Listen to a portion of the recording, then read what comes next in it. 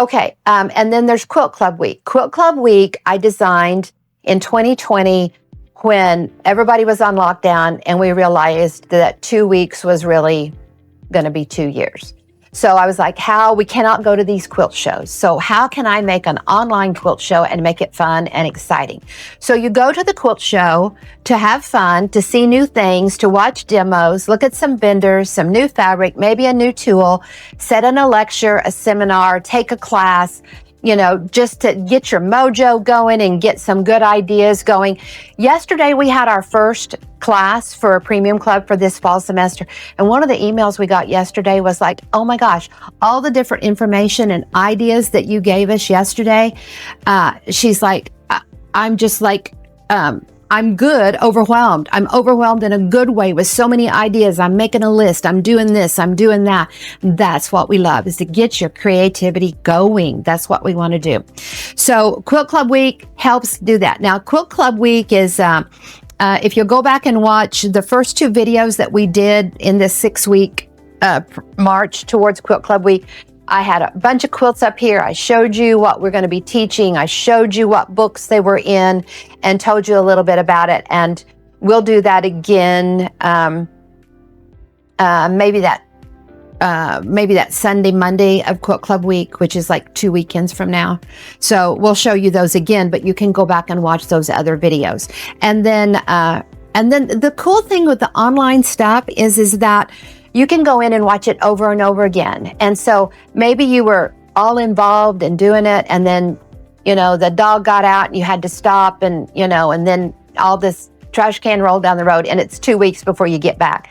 Well, you know what? You go back in and you just pick up on the video teaching of whatever it is that you were watching. It's not like, oh, sorry, that was a 3-hour class and now it's over.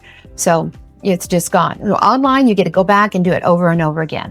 And I love that one of Steve's little sayings that he has is that quilting never sleeps. So no matter what time zone you're in, no matter what part of the world you're in, what you work the night shift or whatever, you're ready to go in there and watch whenever you want to do that.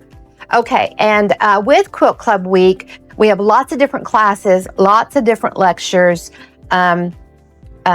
have all these little individual quilts that we teach. And one thing that I really love before we get into the actual sewing and the teaching of making the quilt is we have a lecture on that quilt. We'll show you the quilt. We'll show you different colors.